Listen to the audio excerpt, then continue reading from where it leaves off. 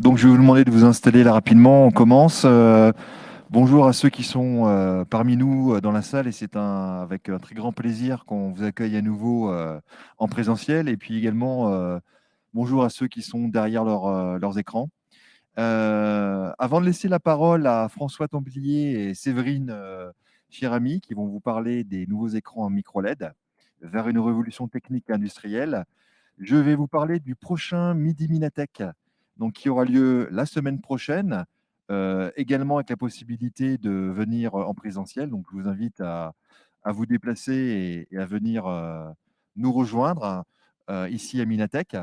Donc, la semaine prochaine, nous aurons une présentation de Lucian Prejbianou, qui est directeur du laboratoire SpinTech et qui nous parlera des dispositifs à base de spin.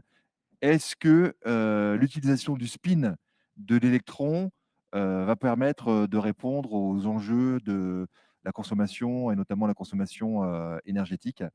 Donc, inscrivez-vous pour venir au prochain Mini-Minatech sur la spintronique pour un numérique frugal. Voilà. Donc, sans transition ou une petite transition, je ne sais pas s'ils vont nous parler de spin, je ne pense pas. Je laisse la parole donc à François Templier, qui est chercheur au CEA-Leti et directeur du programme IRT NanoElec Displayed. Donc, il va vous en dire un mot pendant la présentation. Et accompagné également, donc c'est un duo aujourd'hui, de Séverine Chirami, qui est responsable de la ligne de production chez Aledia. Ligne produit. Voilà. Ligne produit, product line, not production line. OK. Je vais le dire en anglais, je vais vous faire le malin en le disant en français. Product Line Manager chez Aledia. Voilà, donc la parole est à vous. À tout à l'heure pour les questions. Ok, bonjour à tous. On va donc vous présenter ce séminaire dont le plan est le suivant. Il y aura une première partie, environ la moitié, dédiée aux écrans micro-LED. Qu'est-ce que c'est, à quoi ça sert, quelles sont les difficultés techniques. Et une deuxième partie, un focus sur ce programme NanoElec, on décrira les grandes lignes. Il y aura une intervention donc d'Aledia, qui est un partenaire principal de ce programme, et on terminera par une évocation de la démarche éco-conception dans ce programme. Eh bien, commençons donc par les écrans micro-LED. Et tout d'abord, qu'est-ce qu'un écran ? En fait, un écran, c'est la combinaison de deux parties. Vous voyez sur la partie en grisé ce qu'on appelle le circuit de commande ou la matrice active. C'est une plaque de verre en général sur laquelle il y a des lignes, des colonnes, des transistors et en fait on forme des pixels. Et le but de cette matrice va être d'amener le bon signal électrique au bon endroit, au bon moment. Qui est un courant ou une tension. D'un autre côté, on a ce qu'on appelle la couche électro-optique, représentée en bleu ici. Cette couche peut être de différents types et son but va être de transformer les électrons en photons, puisque c'est ce que l'œil recherche pour faire une image. Et donc, voilà, on a une combinaison d'un circuit de commande et d'une couche électro-optique. Et l'écran est formé de milliers de ces petits pixels qui sont adressés pour former une image. Aujourd'hui, il y a deux techniques d'écran dominantes, la LCD que l'on voit au centre. Donc là, c'est une coupe. Donc vous retrouvez la couche de TFT, le circuit de commande, là, sur vert. Et au-dessus, on a cette couche bleue qui est le cristal liquide, qui est en fait plus un obturateur de lumière qu'une source de lumière. Donc c'est un robinet, il va fermer ou pas, laisser passer la lumière ou pas. Et donc, pour que ça marche, il faut une source de lumière que l'on voit en bas, qui est une source blanche, qui est uniforme partout sur l'écran. Et donc, c'est cette lumière qui va être transmise ou pas au-dessus. Et donc, ensuite, pour faire la couleur, il y a des filtres colorés. L'OLED, représenté à droite, est beaucoup plus simple dans sa structure. On a besoin d'une plaque TFT, comme on la voit, mais ensuite, on a donc des diodes électroluminescentes. Donc, c'est tout simple. C'est un empilement qui va directement émettre la lumière de la bonne couleur en fonction de l'empilement que l'on réalise. Donc, voilà les deux techniques qui existent. Et donc, maintenant, les micro-LED, comment ça se positionne ? Micro-LED, c'est comme son nom l'indique, une LED très petite en nitrure de gallium, le même matériau qui est utilisé pour les LED.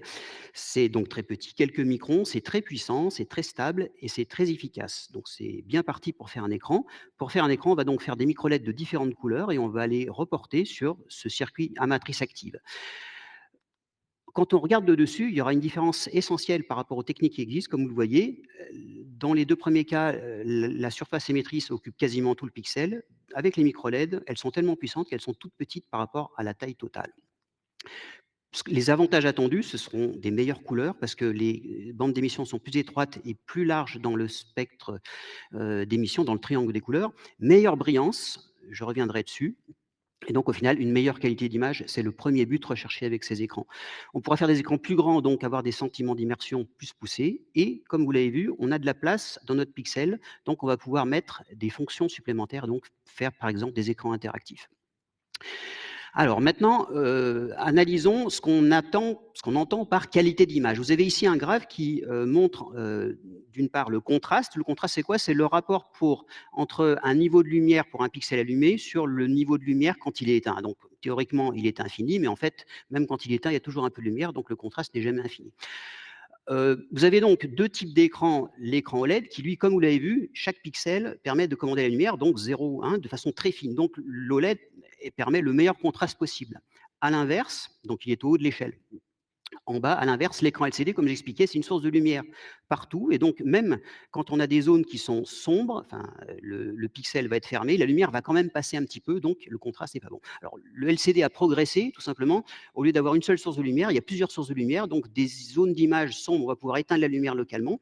Et en augmentant le nombre de zones éclairées, on va pouvoir progresser dans le contraste pour atteindre quasiment ce qui est dans l'OLED.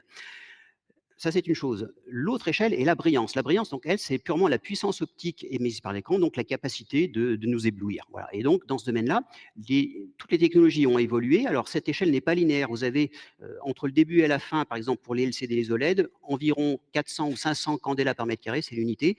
À la fin, autour de 800 à 1000. Okay. Alors maintenant, les micro-LED, vous voyez, ils sont en haut à droite. C'est-à-dire que c'est le double effet qui se coule. Vous avez à la fois le contraste théoriquement infini puisque chaque pixel module la lumière. Et dans l'échelle de la brillance, un facteur de gain. Alors là, l'échelle n'est pas linéaire, hein, c'est pas 400 de plus, c'est 3 ou 4 fois plus. C'est pour ça que, du coup, on va avoir une qualité d'image en ayant à la fois l'excellent contraste, mais surtout une dynamique d'image, une puissance pour voilà, avoir des images très, très brillantes. Voilà pourquoi on attend des gains d'image avec ce micro LED. Comment fabriquer ces écrans? L'approche spontanée et donc, et, qui est reprise par l'ensemble des fabricants, c'est de fabriquer ces micro-LED. Donc, c'est des LED très petites, hein, de quelques microns. De fabriquer une matrice active TFT, hein, comme je l'expliquais, des lignes, des colonnes et des transistors, pour lequel le pas est déjà bien plus grand, puisque c'est le pas de l'écran final, et donc de transférer ces micro-LED sur cette plaque TFT, les transférer les bleus, transférer les rouges et transférer les vertes. Et puis voilà, on a réalisé notre écran. Voilà. Et donc, il y a finalement 3 étapes à la fabrication des micro-LED, matrice active et mass transfert. Et je vais revenir un peu plus précisément sur ces 3 étapes et montrer les difficultés qui apparaissent dans chaque cas. Les micro-LED elles-mêmes, donc elles sont fabriquées avec les technologies de la microélectronique, dépôt de couches minces, lithographie, etc. Ce qui va changer, c'est les matériaux. Là, on veut des couches qui émettent des lumières, donc c'est du nitrate de gallium. Les wafers donc, sont de nature différente. Ça va être souvent du saphir, mais ça peut être aussi du silicium dans certains cas. Donc les tailles sont aussi différentes. Une micro-LED donc, qu'on appelle de type 2D, elle se présente de la sorte, hein, c'est un substrat sur lequel on a fait une épitaxie, donc c'est les couches en bleu ciel épitaxie, donc c'est la couche qui va émettre la lumière. On va structurer ces couches et en fait on réalise des LED, hein, c'est-à-dire qu'il y a des diodes, pardon, des diodes PN, donc il y a un côté P au-dessus de chaque micro LED, un côté N qui est commun, qui est partagé, et donc, on a ensuite ce qu'on appelle des puits quantiques. C'est une zone où les électrons et les trous vont se recombiner et émettre de la lumière. Voilà. Donc, pour fabriquer ça, eh ben, il faut des épitaxies et il faut structurer ces micro-LED. Vous voyez des photos microscope électronique de micro-LED de quelques microns de taille. Et puis, ça s'allume et ça s'allume même très fort puisque, vous voyez, sur ces prototypes réalisés il y a quelques années au Leti, on obtenait déjà, dès les premiers cas, plus d'1 million de candela par mètre carré, hein, et quand vous vous rappelez de l'échelle précédente où déjà avec 5000 candela par mètre carré, on est très content. Donc là, on peut obtenir bien plus. Alors évidemment, ces micro-LED-là ne vont pas servir à des écrans normaux, mais plutôt à des micro-écrans pour des applications différentes. Voilà. Donc juste pour montrer que c'est très, très lumineux. Alors, les difficultés, il y en a un certain nombre. Je vais en revenir sur une qui est considérée comme une des plus importantes, ce qu'on appelle l'effet d'érection de taille. En fait, quand vous avez une LED pour l'éclairage, elle fait 1 millimètre de taille, elle est très efficace, très puissante. Quand vous faites des micro-LED, il y a une chose qui se passe, c'est que vous avez besoin de les graver, hein, et donc, quand on grave une micro LED, il y a des défauts qui se produisent à la périphérie. Et donc, on voit sur cette. Alors, on a étudié ça dans notre laboratoire il y a quelques années, et on voit ici finalement une figure qui illustre ce phénomène. Vous avez des LED de taille 100 microns au départ, donc ce qui est déjà pas très grand, hein, mais elle a une certaine performance. Donc, EQE, c'est l'équivalent d'une efficacité, hein, c'est combien j'ai de photons par électron à peu près, pour représenter les choses. Et on voit que cette efficacité, elle se dégrade quand je diminue la taille de micro LED. Et donc, comme je disais, ça vient d'où? C'est que finalement, ce sont des défauts de gravure en périphérie qui font que les recombinaisons ne sont pas radiatives. Elles n'émettent pas de photons quand une paire d'électrons se recombine. Et donc, la conséquence, que c'est moins efficace. Et voilà. Alors, comment éviter ça? Alors, il y a des solutions pour graver plus doucement, il y a des solutions pour nettoyer les surfaces, des solutions pour les passiver, donc c'est des voies de progrès. Il y a aussi une autre solution, c'est de ne pas les graver.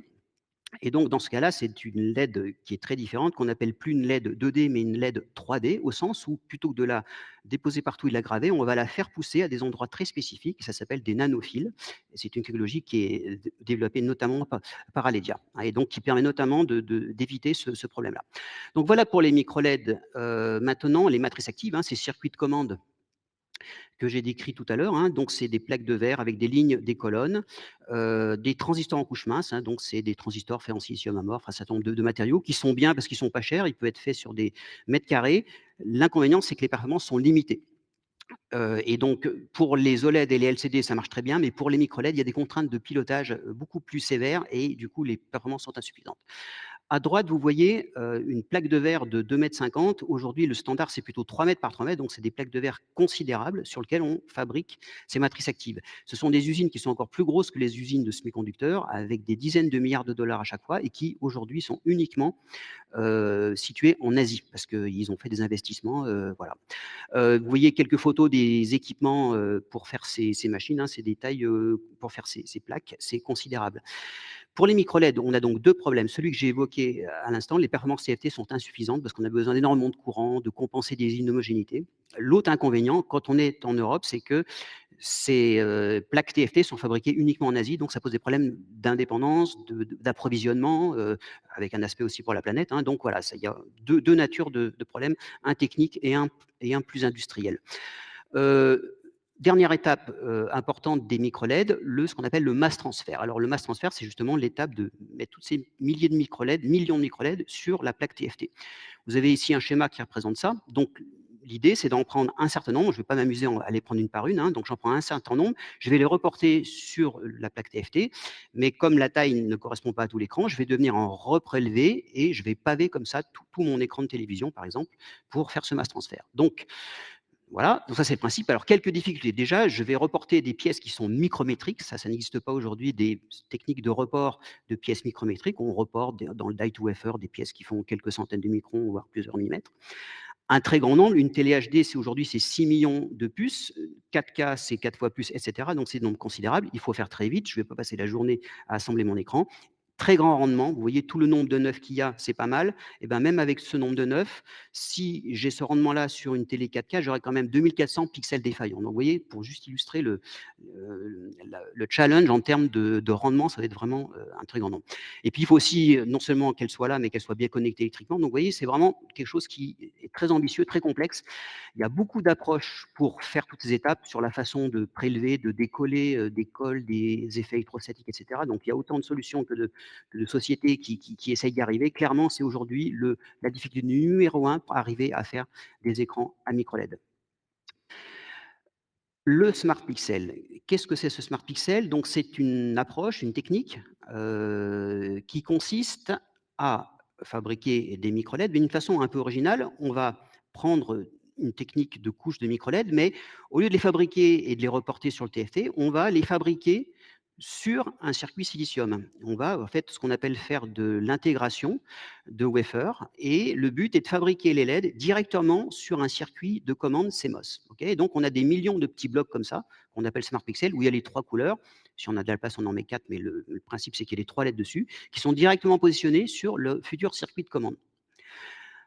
Okay, maintenant, on va avoir besoin d'un substrat, alors qui n'est plus une plaque TFT, qui est une plaque, qui peut être de ce qu'on veut, qui a quand même des lignes et des colonnes, hein, et avec des pas de pixels, et on va devoir à nouveau, enfin ici aussi, faire le mass transfert pour reporter ces petits pixels. Et on va avoir un certain nombre d'avantages. Le premier que l'on recherchait, c'est d'avoir une performance excellente. Les transistors CMOS ont des mobilités très très bonnes, donc la performance sera excellente. On aura aussi un seul transfert au lieu de trois, c'est pas mal. Et du côté du substrat, on aura aussi beaucoup d'avantages. Ne serait-ce qu'on pourra avoir des substrats pas forcément en verre, on peut le reporter sur ce qu'on veut, par exemple sur du plastique pour faire un écran flexible. Donc vous voyez, on ouvre des possibilités, et notamment la taille peut-être n'est pas limitée à 3 mètres par 3 mètres, qui est celle des TFT. Là, on pourra prendre des tailles que l'on veut, d'où l'ouverture vers des télés enfin, ou des écrans encore plus grands. Au final, on a un procédé complètement CMOS, donc pas de TFT, et surtout, on a, pour revenir à l'aspect industriel, pas de dépendance des fabs TFT. Voilà. Alors, un Smart Pixel, je vais vous montrer avec un Lego comment ça peut se représenter, donc, enfin, comment ça se différencie en tout cas. Vous avez dans cette partie-là un pixel normal, enfin un futur pixel d'écran micro LED avec les TFT. Donc vous avez les micro LED, les TFT qui prennent beaucoup de place et qui ne marchent pas très bien. Et là, vous avez le Smart Pixel, où vous avez les 3 micro LED qui sont sur le petit bout de circuit CMOS, voilà, qui est très performant et qui laisse plein de place pour notamment mettre des fonctions additionnelles. Voilà, et bien, maintenant, je vais vous montrer les produits qui existent. En fait, il y en a quelques-uns. C'est des produits très, très haut de gamme. Sony en propose, Samsung The Wall. C'est des produits de très grande taille, de très bonne performance, où on peut vérifier, ça m'est arrivé, que la qualité d'image est vraiment au-dessus de ce qui existe. La brillance est de l'ordre de 5000 candela par mètre carré, et ça se voit. Et tant qu'on ne l'a pas vu, on peut pas le croire, mais voilà. En tout cas, donc il existe bien des écrans à micro LED qui ont des performances telles qu'on les attend. Le problème, c'est le prix. C'est-à-dire que pour l'instant, ces écrans coûtent plusieurs dizaines de milliers d'euros, voire 100, 150 000 euros. Et pourquoi en fait? C'est qu'aujourd'hui, ils ne sont pas faits par mass transfert. Comme j'ai expliqué que c'était compliqué, il n'y a pas de miracle. Le procédé est le suivant, en fait, on va prendre des LED unitaires, on va les reporter sur des petites cellules de quelques unités, on va paver ces cellules et on va faire donc vous voyez, ce qu'ils appellent le unit, c'est un bloc d'environ 20 centimètres. Et c'est ces blocs-là, qui ne sont pavés de micro-LED, elles sont très bien arrangées pour qu'il n'y ait pas de, pour que d'une plaque à l'autre, donc on va paver avec c'est du tuilage en fait, hein, ces structures, pour qu'à la fin ça fasse une image qui est uniforme et qui est extraordinaire. Elle est extraordinaire comme j'ai expliqué. La contrepartie, c'est que c'est un prix qui est rédhibitoire et qui ne pourra jamais baisser, parce que tant qu'on devra prendre des puces une par une et les paver comme ça coûtera toujours très cher. Et donc finalement, pour qu'on ait un jour des télés grand public à base de cette technique, ça prendra un peu de temps, et principalement pour que l'étape du mass transfert, qui permettra de le faire rapidement, en grand nombre, puisse le permettre. Voilà donc en quelques planches pourquoi on fait des écrans micro-LED et les difficultés. Maintenant, je vais me focaliser dans cette deuxième partie sur le programme Display. Donc, c'est un programme de NanoElec. Donc, NanoElec est un programme de financement du gouvernement français qui finance dans la région Rhône-Alpes.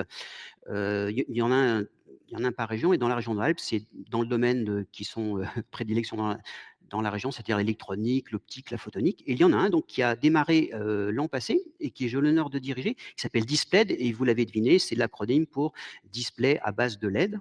Et donc, je vais vous dire quelques mots maintenant.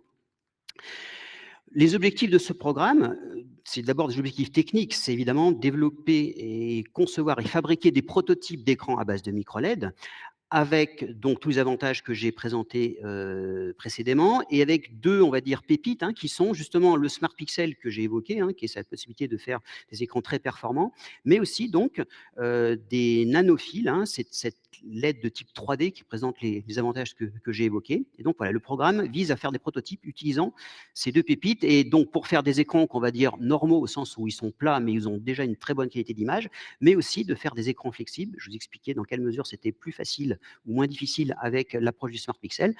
Donc voilà, un certain nombre d'objectifs techniques sur les 3 premières années de ce programme. Et puis il y a un objectif industriel, hein, c'est de créer un écosystème français et européen pour viser de faire des écrans, si possible, tout en Europe. Voilà. Pour ce programme, nous avons 4 partenaires, le CEA, qui est donc l'institut de recherche, qui poursuit des études de micro-LED depuis une dizaine d'années, et puis donc le partenaire principal, Aledia, qui vise à fabriquer ces écrans à base de micro-LED. Nous avons 2 autres partenaires industriels qui sont des fabricants d'équipements de semi-conducteurs. SET, donc PME dans la région d'Annecy, qui développe des outils surtout de pick and place, mais aussi pour faire du collage hybride. Et dans notre programme, ils travaillent sur le mass transfert.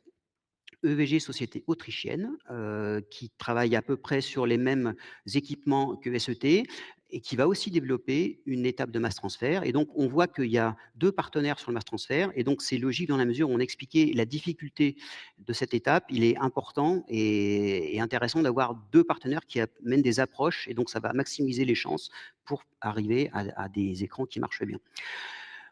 Aledia est donc le partenaire principal de ce programme et donc je vais laisser la parole à Séverine qui va nous présenter sa société.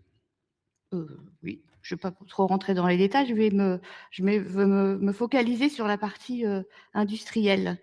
Je vais rebondir sur ce que tu disais. Les écrans, il y en a de toute taille, du plus petit au plus grand, jusqu'aux télé, donc les énormes écrans wall. Et donc, ça représente énormément de displays. On a vu ces derniers temps quand même une émergence de plus en plus d'écrans autour de nous. Juste un chiffre. Je vais focaliser sur le chiffre des télés, justement, je reviens dessus.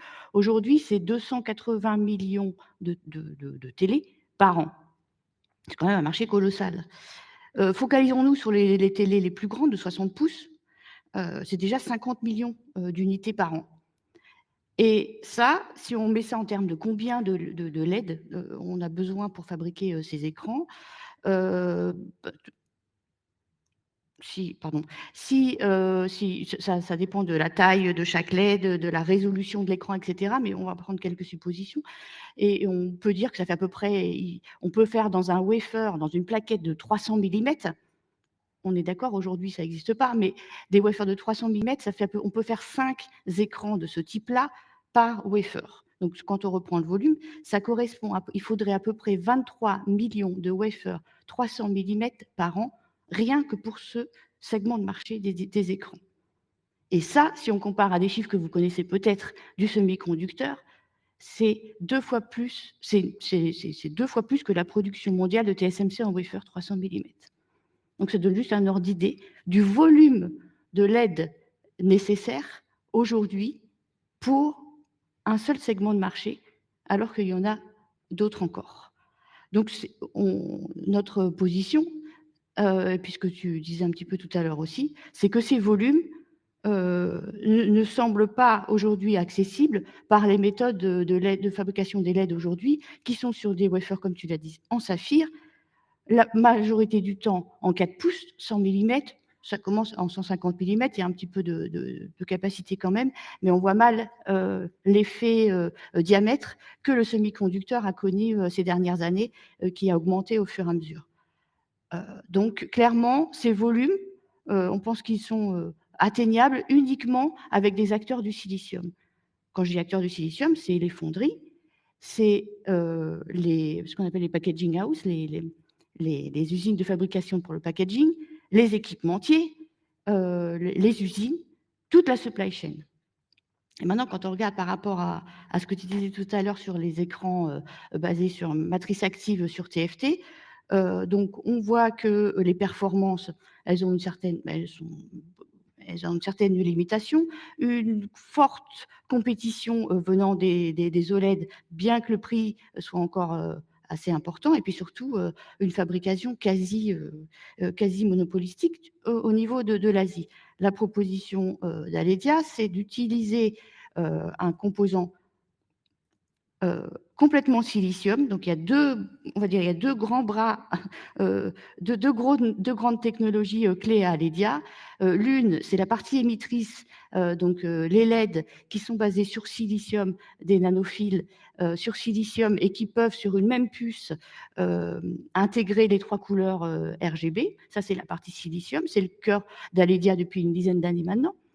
Et puis l'autre partie, c'est la partie active. Il faut bien le piloter. Hein. La partie active qui est aujourd'hui dans le TFT pour les écrans LCD. de l'intégrer dans le CMOS, le pilotage directement par le CMOS. Et comme là, on a 2 éléments silicium, le mariage entre les 2 est assez facile. Donc on a un composant 2 en 1, c'est plus des composants séparés, c'est un composant 2 en 1 qui a la partie émettrice elle-même comprenant les 3 couleurs directement avec son circuit de pilotage. Et puis aussi, le grand avantage aussi, c'est d'avoir de la mémoire intégrée. Donc là, les bénéfices de performance, je ne vais pas revenir dessus. Par contre, les bénéfices industriels, ils sont quand même assez énormes parce que ça rend les volumes dont je viens de parler tout à l'heure réalistes et économiquement viables. L'idée d'Aledia, c'est de capitaliser sur les décennies d'expertise de tout le monde du semi-conducteur, encore une fois, de la fonderie, de la fabrication, des équipementiers, de toute la maîtrise des procédés, de la maîtrise de la qualité, les outils de design. Tout ça, c'est existant depuis des années au niveau de semi-conducteurs. C'est de capitaliser sur toute cette expertise et puis, bien sûr, décroître la dépendance vis-à-vis des acteurs étrangers, notamment de l'Asie. Vous avez juste une petite photo là en bas à droite d'un de ces premiers composants Smart Pixel. Il fait 160 microns par 160 microns celui-là. En termes de fabrication, où on en est, donc Aledia, il est né à quelque part d'ici avec les deux fondateurs, on n'en est vraiment pas loin.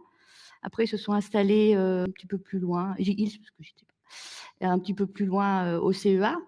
Je n'ai pas marqué le nom, mais les anciens d'Aledia appellent ça le garage.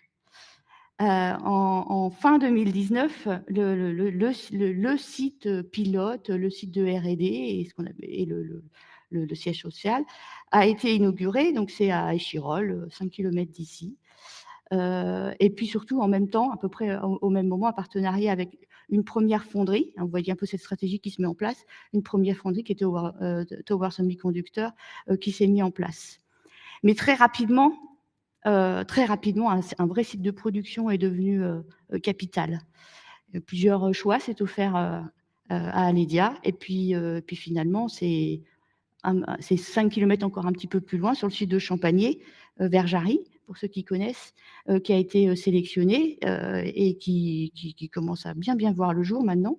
La première production est envisagée en fin d'année, début d'année prochaine. Vous voyez des premières photos pour ceux qui vont vers Jarry, le voient de temps en temps. C'est assez impressionnant de voir les murs s'élever de semaine en semaine. Donc il y a une petite photo et puis la salle blanche commence aussi à prendre forme. C'est qu'une première étape. Ça, c'est Fab One. Après, il y aura d'autres, et elle est focalisée notamment sur la fabrication du cœur de métier d'Aledia, du premier cœur de métier d'Aledia qui est au niveau de l'épitaxie, donc de la fabrication de l'élément clé de la partie maîtrise de la LED. Par contre, après, derrière, l'idée, c'est de focaliser sur la fabrication de la puce et puis aller jusqu'à l'écran. Et comment on peut aller jusqu'à l'écran ? Eh bien, c'est justement en capitalisant sur cette partie Smart Pixel.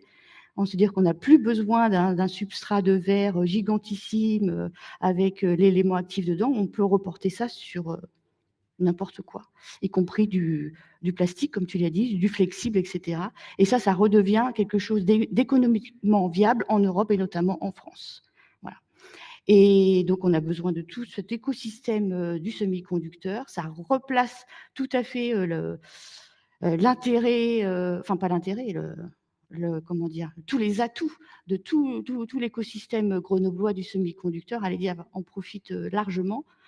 Et puis notamment au travers de cette IRT aussi avec les équipementiers du semi-conducteur. SET et EVG sont des équipementiers du semi-conducteur.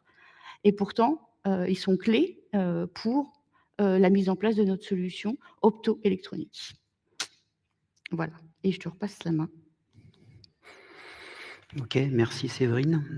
Eh bien donc, pour terminer notre exposé, vous décrire l'action d'éco-conception qui est menée dans le cadre de ce programme IRT.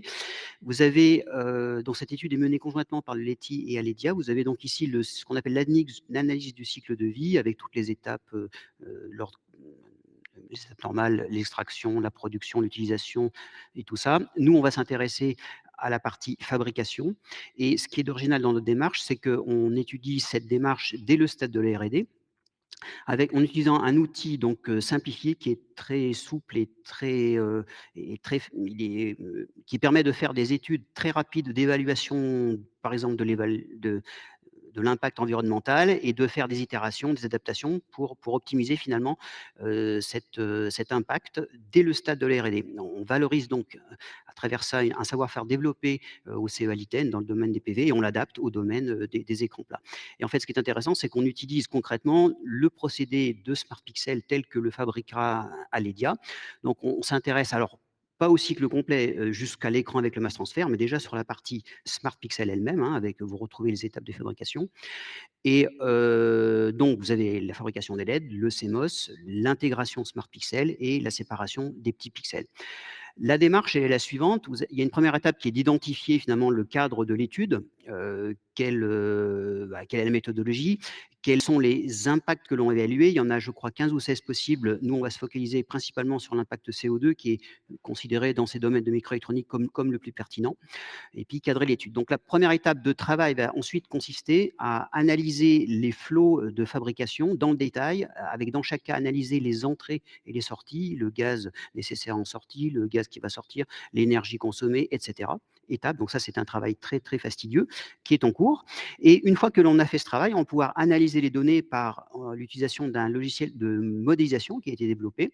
Et c'est lui qui va pouvoir sortir brique par brique l'impact environnemental. Okay, et donc, on va pouvoir ensuite, à la suite d'un premier résultat, faire des itérations, des optimisations à ce stade de dès le stade de l'R&D pour essayer de voir quels seront les procédés qui permettraient de minimiser l'impact. On aura en sortie du travail un graphe de ce type-là avec à gauche une première évaluation de l'impact brique par brique et après une certaine optimisation, une diminution de l'impact carbone dans cet exemple-là.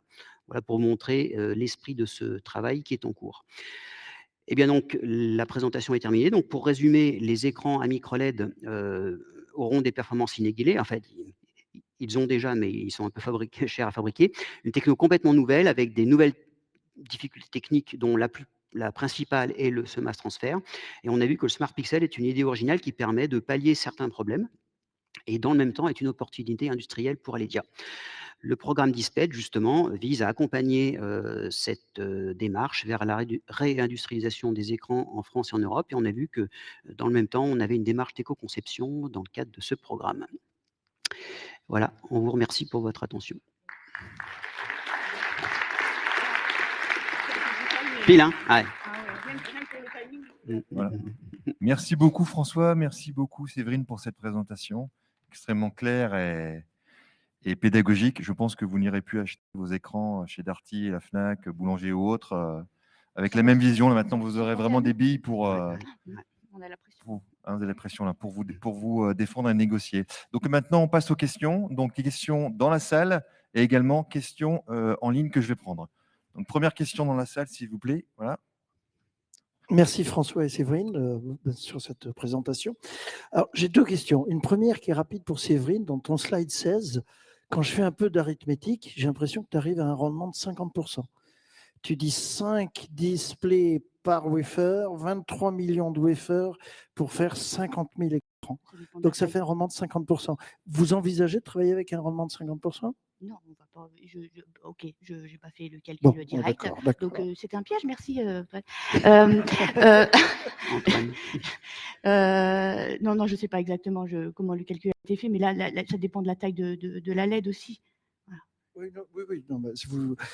et du PPI et du nombre de... C'est un calcul moyen parce que ça dépend de la taille de la puce et du nombre de LED que tu... Oui, bien sûr, je comprends bien. Et la deuxième question, c'est que les premiers displays que vous fabriquerez début 2023 dans la chaîne, donc c'est des 3D nanophiles, mais c'est bien sûr sans Smart Pixel. C'est sans Smart Pixel, c'est-à-dire que vous allez acheter... Ça peut être avec ou sans. Dès janvier 2023, vous envisagez de fabriquer des écrans Smart Pixel? Quand tu regardes le slide, la première partie de Fab One, c'est la partie épitaxie. Et on veut aller vers la fabrication totale de la puce et de l'écran après derrière. Quand on dit de la puce, ça peut être sans la partie CMOS intégrée Oui, ou avec le d'accord, partie CMOS d'accord. intégrée. J'ai pas dit qu'en janvier, on faisait le Smart Pixel. D'accord. Merci. Par contre, on peut gérer en sous-traitance. Bonjour, je vais me permettre une question aussi stupide qu'iconoclaste. Alors, d'abord, bon, je constate qu'on fait appel à un seul sens, c'est celui de la vue, il y en a d'autres. D'autre part, l'écran est-il aussi indispensable que ça? Ou tout au moins, sa relation à l'émetteur, au microprocesseur, est-il aussi indispensable? Ne peut-il pas être complètement détaché et le microprocesseur fonctionner comme un rétroprojecteur en quelque sorte? C'est-à-dire se projeter n'importe où, soit avec une qualité moyenne, soit avec une grande qualité, face à des écrans qui seraient à ce moment-là récepteurs. Est-ce qu'on ne peut pas renverser complètement la proposition ou est-ce que c'est complètement idiot? Je n'ai pas compris votre question, excusez-moi. Est-ce que l'écran est absolument nécessaire? Est-ce que l'écran est absolument nécessaire? Parce qu'actuellement, pour faire une image? Non. Est-ce que Ça peut être une partie l'image de projection. peut être en rétroprojection sur un Ah oui. mur, n'importe où, etc. C'est-à-dire que le smartphone n'aurait pas d'écran, par exemple, et projetterait directement sur une autre surface. Je sais que, par exemple, l'avenir est dit à des écrans pliables, hein, de façon à pouvoir les agrandir. Est-ce que ça ne pourrait pas être ailleurs? Et déjà, par exemple, sur des lunettes, peut apparaître des informations. C'est-à-dire que c'est bien émis par un émetteur quelque part qui le projette directement sur la lunetterie. Est-ce qu'on peut, on ne peut pas penser que l'écran n'est pas, tel qu'on le conçoit actuellement, aussi indispensable qu'on le dit? Donc effectivement, alors, il y a plusieurs façons de faire des images. La façon la plus évidente et la plus répandue, c'est des images qu'on appelle en vision directe. L'image se fait sur l'écran et on le regarde comme ça. Donc nous, on a parlé dans ce séminaire de cette partie-là. Évidemment, on peut faire des images d'une façon projetée, c'est telle qu'elle est ici. Dans ce cas-là, c'est différent. Enfin, on peut aussi faire une image qui est d'excellente qualité, mais l'usage est différent. Dans la maison, par exemple, on préfère cet usage où la télé, elle est comme ça, et puis on l'allume, on la regarde, plutôt que d'allumer le projecteur, baisser les rideaux et tout ça. Et il y a une troisième façon de faire l'image, mais il y en a d'autres, mais une troisième qui est connue, c'est par exemple les lunettes à réalité augmentée. Vous avez un micro-écran qui est quelque part et un système optique qui vous permet de voir l'image en face de vous. Donc voilà, oui, il y a plusieurs façons de faire une image selon l'usage que l'on fait. Et il se trouve d'ailleurs que les micro-LED sont très intéressantes dans la vision directe telle qu'on l'expliquait, mais aussi et d'abord peut-être plus intéressant pour les lunettes à réalité augmentée parce qu'elles permettent justement une densité de puissance qui est très forte et qui permet d'avoir des images très brillantes à l'extérieur quand besoin. On va prendre encore une question dans la salle et après on passera, il y a des questions en ligne, s'il vous plaît. Vous avez parlé de qualité ici. Ah oui. Voilà, donc sur le contraste et la luminosité, alors un commentaire, le contraste, je suis d'accord, la luminosité, c'est plus la quantité. En termes de qualité, il y a un aspect, surtout sur le haut de gamme, c'est la couverture spectrale qu'on peut obtenir avec plus de 3 LED et qui typiquement est faisable sur le micro LED, puisqu'on peut imaginer en rajouter plus. Alors ma question, c'est est-ce que c'est possible techniquement et est-ce que c'est pertinent industriellement en termes de coût par rapport à la demande? D'accord. Alors, donc déjà, la richesse des couleurs, déjà sur la base de 3 couleurs qui est l'utilisation classique, c'est d'être plus loin dans le triangle des couleurs, hein, être plus près des coins pour avoir des couleurs plus saturées et aussi d'avoir des bandes d'émission plus étroites. Et donc, le micro-LED, c'est ça, c'est d'être plus loin dans les coins et des bandes plus étroites. Après, là, vous parlez, je crois, d'options où on fait de la couleur à partir de 4 composantes, c'est ça? C'est ça, donc c'est tout à fait possible. Il suffit d'avoir une LED, parce que je ne l'ai pas expliqué, mais pour varier la longueur d'onde des LED, en fait, on va jouer sur la nature des puits quantiques. Et donc, on peut faire, alors théoriquement, après, il y a des problèmes de rendement, mais théoriquement, on peut faire les LED à l'émission que l'on veut. Donc oui, techniquement, on peut faire une 4e micro-LED avec la couleur, le point de couleur qui nous intéresse. Et donc, alors du coup, par rapport à l'approche, il faudra faire, du coup, si c'est l'approche classique, 4 transferts au lieu de 3, mais techniquement, c'est possible. Très bien. Donc, on a pas mal de questions en ligne. Donc, je vais les lire parce qu'on a un petit problème technique. Mais première question, les micro-LED ont-elles un cône d'émission? Si oui, est-ce que c'est un problème? Alors, la réponse est oui, elles ont un cône d'émission. Ce cône d'émission dépend de leur mode de fabrication. Ce cône d'émission peut être modifié par des structurations des micro-LED au-dessus. Donc effectivement, concrètement, en fonction de l'usage que l'on veut faire, si on veut faire un écran à vision directe, on va vouloir une émission plutôt large, et donc c'est ce qu'elles font, on va dire, un peu spontanément. Mais dans certaines applications, on va vouloir plutôt, par exemple, les lunettes à réalité augmentée, un système là où il y a de la collimation et tout ça. Donc il y a moyen, oui, il y a des moyens techniques pour recentrer le cône d'émission en fonction du besoin. Très bien. Bah, on peut encore passer. On a d'autres questions. Je prends quelques questions en ligne là et après on retourne dans la salle. Donc, questions en ligne, s'il te plaît, Joëline. Voilà, donc bah, il y a des remerciements, donc on va les lire. Bonjour, merci pour cette présentation intéressante. Avec de telles luminances, les usages en extérieur peuvent en effet en tirer bénéfice. Quelles sont dès lors les applications ciblées par Aledia? Smartphone, smartwatch, smart glasses? Alors, suivant le produit, la quasi-totalité de la gamme d'écrans peut être adressée par Aledia. J'ai peut-être un peu focalisé sur la télévision, mais on a une gamme de produits aujourd'hui qui va plutôt se focaliser sur les portables, les laptops, je trouve que le mot en anglais, ou les écrans fixes d'ordinateur, ou les smartwatches, ou la RVR. Donc, suivant notre produit, on peut adresser les différents segments de marché. C'est ça la question.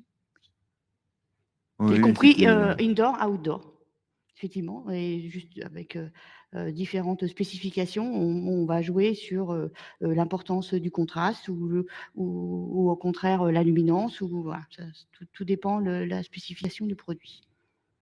L'automobile est aussi un marché important. Très bien, merci. Donc, on repasse à une question ici en salle et puis après, monsieur là-bas au fond. Là. Bonjour, merci beaucoup pour la présentation. Est-ce que vous auriez la possibilité de nous donner vous avez parlé de rendement tout à l'heure, François Templier a montré des rendements qui pouvaient dépendre de la taille du pixel.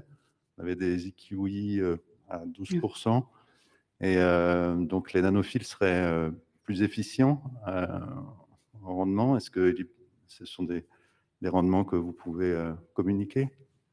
Naturellement, un nanophile bénéficie d'une surface d'émission supérieure, en fait. Donc, c'est ce qui fait son potentiel rendement quantique supérieur. Après, suivant la couleur aussi qu'on veut viser, et parce qu'on est basé aussi sur une technologie de quantum dot, pour convertir la couleur. Donc, on va avoir différents EQI suivant la taille des nanophiles, parce qu'eux aussi, on peut faire varier la taille des nanophiles et leur pitch. La question, c'était quels sont les rendements? est-ce qu'il y a des chiffres? C'est la question. Je ne les ai pas en tête, excusez-moi. Moi, je peux mentionner les résultats que j'ai présentés tout à l'heure, où on voyait des EQE donc, autour de 10%. Ça, c'était des micro-LED donc de 6 microns, et c'était à l'époque, et c'était en fait dans une phase où on faisait les premiers prototypes et surtout on investiguait les phénomènes, évidemment. Comme j'expliquais, il y a des solutions pour travailler sur l'amélioration de rendement. C'est ce qu'on fait, mais dans la mesure où c'est dans le cadre de contrats industriels, on ne peut pas divulguer les résultats qui correspondent à ce progrès. Ok, encore une question là-bas. Oui, bonjour. Je voudrais dire à quel point j'ai trouvé votre présentation d'une très grande clarté, avec des supports visuels vraiment très bien faits. Ça, c'est le Lego qui fait ça. Alors, ma question, c'est que, donc, j'ai oublié le nom de madame, s'il disait qu'il y avait des centaines de millions d'écrans qui étaient fabriqués par année. François Templier parlait du nitrure de gallium. Est-ce qu'il y a une tension sur la fourniture du gallium, et à quelle échéance vous pensez qu'il puisse y avoir un problème? Et est-ce que dans NanoElec, il est prévu une réflexion, ou est-ce qu'il y a une nécessité d'une réflexion pour un matériau de remplacement? Alors, il peut y avoir une tension sur le substrat, j'irais plutôt sur le substrat de croissance, du fait de sa taille aussi. ça ne pas disons le nombre de LED fabriqués sur un substrat 100 mm est évidemment assez critique par rapport à ce qu'on peut faire en 300 mm. Donc aujourd'hui, oui, il commence à y avoir une tension. Pour percevoir celle sur le semi-conducteur, on l'aperçoit peut-être un peu moins que celle sur le semi-conducteur aujourd'hui. Mais on va avoir une tension, et c'est justement sur cette tension-là que mon discours portait, en disant cette tension va arriver. Et donc, il y a deux moyens de répondre à cette tension. Le semi-conducteur répond avec une multiplicité de nouvelles fabs à venir dans les quelques années à venir, c'en est une. Une autre possibilité, c'est effectivement à fab donné d'augmenter le diamètre. Voilà. Et c'est ce sur quoi on se base. Et il y aura, on prédit nécessairement, oui, une forte tension. Très bien, merci. Alors, on passe en ligne. Comment recycler les micro-LED en fin de vie? Je pense qu'on n'a pas encore la réponse. Je pense qu'il y a, ça sera peut-être un des aspects de notre étude et conception. Je pense que clairement, une partie de cette réponse, elle apparaîtra déjà dans ce qui est fait pour l'éclairage GaN qui existe déjà depuis 10 ou 15 ans et pour lesquels il y a, j'imagine, déjà des réflexions qui sont faites. Après, quelles sont les spécificités des micro-LED? Il y en aura probablement parce que les matériaux ne sont pas forcément les mêmes, mais je pense que cette démarche, il y a déjà des éléments de réponse qui doivent exister aujourd'hui, mais effectivement, d'autres points qui devront être amenés dans le cadre de notre réflexion sur l'éco-conception. Ouais, on a le temps de prendre encore quelques questions, notamment en ligne. Bonjour, merci pour cette présentation concernant la course à la résolution et luminance des écrans. Connaît-on la limite au-delà de laquelle l'œil humain ne pourra plus faire de distinction en qualité d'image et ainsi se concentrer sur d'autres paramètres pour la fabrication des écrans? Donc, ça dépend du paramètre selon on parle, mais pour prendre le premier que vous proposez, c'est la résolution. Donc là, oui, la réponse, elle est connue, c'est-à-dire que ce qui fait foi, c'est d'abord la résolution angulaire de l'œil, et c'est ça qui donne la résolution, et donc en l'occurrence, c'est 1 minute d'angle. Et donc ensuite, en fonction de la distance d'observation et de la résolution, c'est là où on va savoir si on est en limite ou pas. Et donc, pour prendre un exemple concret, aujourd'hui, dans le cas d'un téléphone portable, qui fait donc à peu près 10 cm, on est déjà largement au-delà des résolutions que peut distinguer l'œil. Les très haut de gamme, la Samsung, etc., ça ne sert plus à rien d'acheter les écrans parce que l'œil, à la distance où on le regarde, ne fait plus la différence. Dans le cadre des télés, c'est pareil maintenant avec les 4K et bientôt avec les 8K. Il faudra vraiment se mettre très très près pour voir les pixels et donc voilà, donc ça ne sert plus à rien. Donc aujourd'hui, on est déjà en limite, on a déjà des techniques qui permettent d'être en limite, voire au-delà par rapport à la résolution. Vous avez parlé aussi de luminance, donc là c'est complètement différent. Donc là, je dirais qu'à l'inverse, c'est quelle est la luminance max que doit recevoir l'œil. Donc là, évidemment, typiquement, je pense que j'ai cité les chiffres de quelques milliers de candela par mètre carré au niveau de l'œil. Voilà, c'est les chiffres, je pense, limite qu'il ne faudra pas dépasser sous peine d'avoir des dégâts. Voilà. Très bien, merci. Bon, malheureusement, on va s'arrêter là pour les questions. Il y a encore pas mal de questions aussi en ligne. Mais bon, on va les transférer aux orateurs. Donc, comme ça, si ça vous convient, vous pourrez répondre aux personnes. Donc, je pense qu'on peut remercier encore une fois Séverine et François pour cette présentation extrêmement éclairante, si je peux faire un jeu de mots. Et donc, je vous rappelle que le replay est disponible. Donc, vous recevrez un lien pour pouvoir revoir cette présentation ou la diffuser auprès de vos collègues ou de votre famille. Et la semaine prochaine, inscrivez-vous au prochain Mini-Minatech qui nous parlera de la spintronique, donc du spin de l'électron, solution pour un numérique plus frugal. Je peux me permettre un tout petit message? Oui. Oui, je voulais souhaiter un nouveau merveilleux départ pour Lucille, qui a beaucoup aidé à du travail avec le Liti, avec Alédia, pour ton dernier jour. Merci, merci Lucille. Voilà. Et sur le programme. Merci beaucoup et à la semaine prochaine. Alors, pour ceux qui sont présents dans la salle, là, je compte sur votre honnêteté citoyenne et que vous n'avez pas fait partie